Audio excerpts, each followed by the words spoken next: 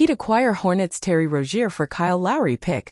The Miami Heat made a significant move ahead of the NBA trade deadline, acquiring guard Terry Rozier from the Charlotte Hornets in exchange for veteran guard Kyle Lowry and a future draft pick.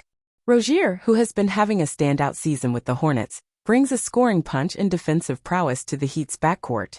The 27-year-old is averaging 20.4 points, 4.5 rebounds, and 4.3 assists per game while shooting 45.6% from the field and 38.7% from beyond the arc. His ability to create his own shot and play tough defense makes him a valuable addition to the Heat's roster as they look to make a deep playoff run.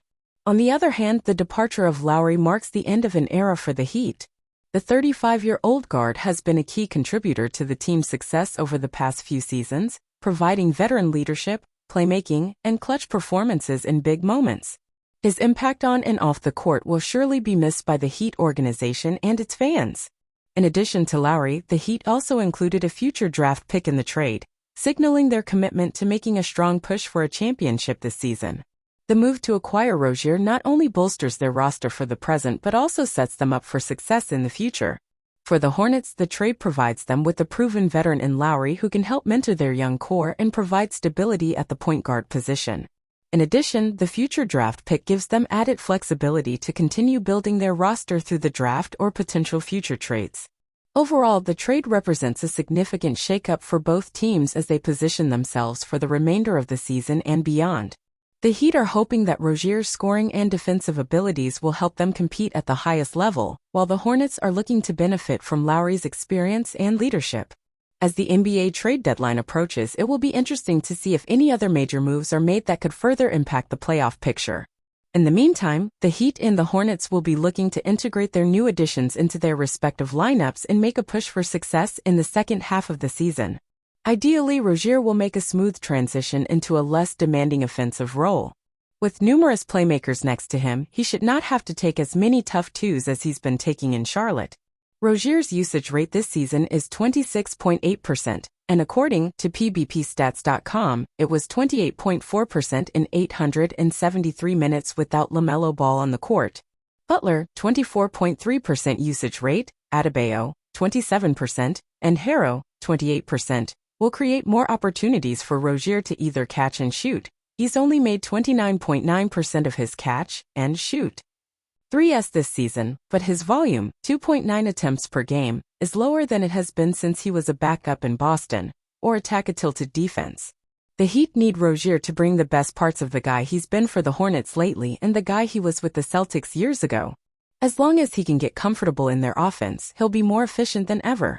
Erik Spoelstra will surely have him in motion off the ball, setting ghost screens and coming off dribble handoffs. Given how well Duncan Robinson and former Miami wing Max Strus played off of Adebayo, the big man should be able to establish a two-man game with Rozier right away. The Heat will also demand that Rozier use his length, he's 6'1", with a 6 to 8 wingspan, on defense, navigate screens and generally be as much of a pest as possible. Also worth noting, Miami will save $15.4 million in luxury tax payments this season because of the swap, and it will create a $6.4 million trade exception, per ESPN's Bobby Marks. If you aren't bullish on this move, it might be because you doubt that Rozier can or will do all that.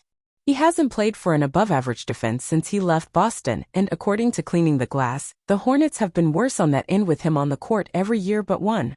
Lowry isn't the defender that he was in his prime, but his smarts haven't gone anywhere. He remains one of the league's best charge takers and he's still sturdy when switched onto bigger players. Spoelstra will miss his screening and the way he pushes the pace too. There's also the opportunity cost. Trading the pick doesn't necessarily make it impossible for the Heat to acquire a star player in the near future, but it certainly makes it more difficult before this year's deadline, particularly if their delightful rookie, Jamie Jaquez Jr., is assumed to be untouchable. Miami now can only trade one unprotected first-rounder, its 2030 pick. Does this deal move the needle enough to justify missing out on something bigger? Miami's offense hasn't been awesome, but how much of that is simply a result of injuries? Harrow and Rozier are fairly similar offensively, and Rozier's presence might complicate Jaquez's growth in Robinson's playing time. Mitigating all that, though, is Rozier's contract. Since the Heat didn't go out and get someone like the Chicago Bulls' Zach LaVine, who is owed $49 million in 2026 to 27, this doesn't feel desperate. As long as Rozier plays well, he should have trade value next offseason and beyond.